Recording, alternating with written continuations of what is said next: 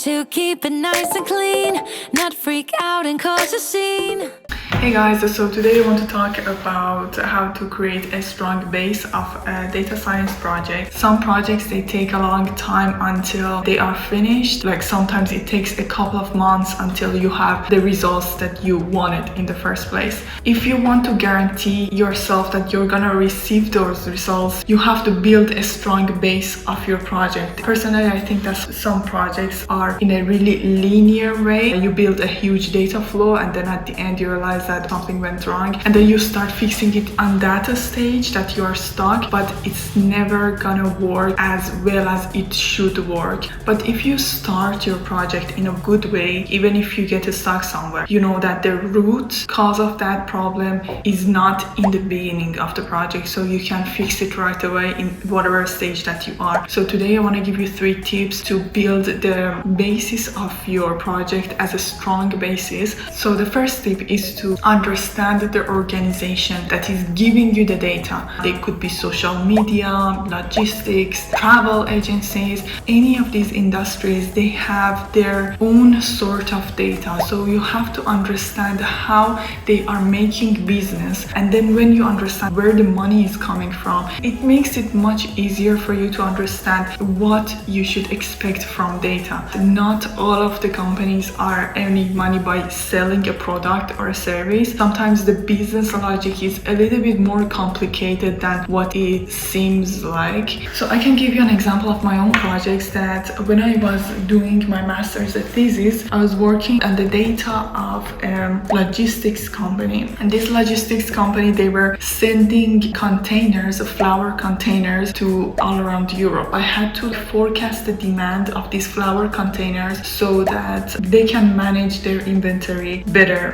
But the logic was a little bit more complicated than what it sounded, because these flour containers, they wouldn't be sold. Basically, the stores were borrowing these containers. They would use these containers and they would send it to a distribution channel somewhere that has enough space to keep them. And then from that distribution channel, the containers would be sent to another client and so on and so on. Without understanding their business logic, I wouldn't be able to forecast their demand. This is a key, especially if you're a consultant, you are dealing with a lot of organizations, a lot of companies in different industries. The first thing that you have to ask when you get a project is that what kind of business is that? And you should know that when you have a customer, they want their data to be analyzed or forecasted for whatever reason that they come to you. You are there to help them make data-driven decisions. So understand the organization, and that will help you a lot along the project. If they are selling a product, you have to ask them, do they have product hierarchy in their data? Imagine that you receive data of a restaurant. So this is like a hypothetical logic for a restaurant would be that they serve meal, and the meal includes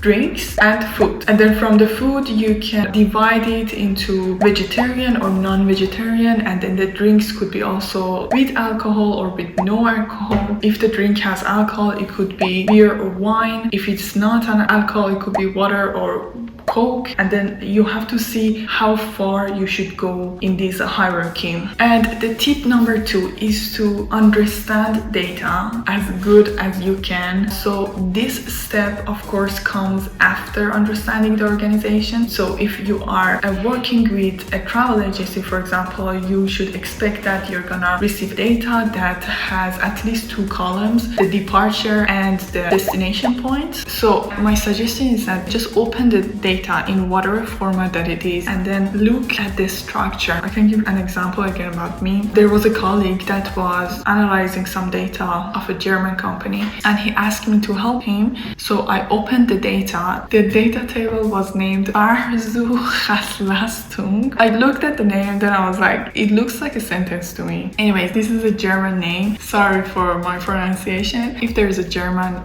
watching this video, please help me pronounce this name. I mean, I am a multilingual. I can talk in 3 different languages fluently, but not German. I can talk like Italian, Persian, and English, but I don't know what that data table has when I look at the name. If the table is named sales, so I understand that there is like price in it, there is product in it. If you see yourself in this situation that data table, data columns are named strangely, I don't want to say that German is strange, but that is not really communicating to me. Make sure that you understand the data table name, data column names. Another thing that could be a disaster, there are some columns that their format has to be changed, but if you really don't understand that column, what it contains, then you really cannot decide what format you need to choose for that column. I can give you another example for that. So here we have some data about Bitcoins in Kaggle. If I go down and I look at the first column of data, it's called a timestamp, but it is like a number. If someone doesn't understand what is a timestamp, they cannot really visualize this data. They might think that this is a number.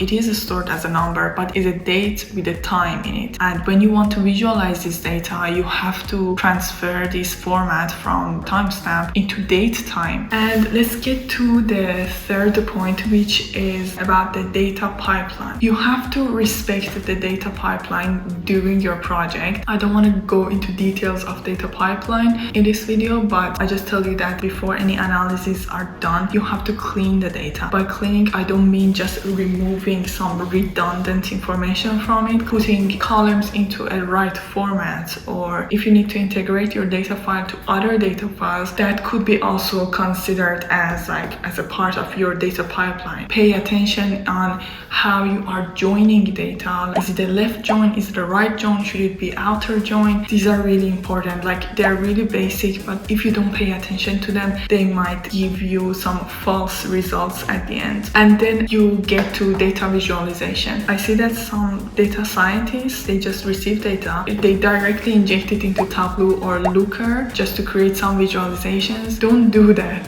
please. Data has to be treated really well before you get to data visualization. I can give you a simple example. That imagine that you want to build a house and then you start from building the rooftop before anything else. That doesn't work. It's the same concept in data science or data analysis, that you have to start from scratch, understand data really well, clean the data, then integrate it if you have to do it, and then you implement some algorithms on it. If you need to forecast it, forecast it. At the end, you reach the data visualization part. If you jump from the beginning to data visualization, for example, your results are not reliable. Even if you don't need to do a good data engineering in the beginning, just check the data out before you implement any analysis on it. Sometimes just checking it is enough. So these are my tips for you to start your data science project in a good way. Make sure that you have a really good basis of the project before going forward,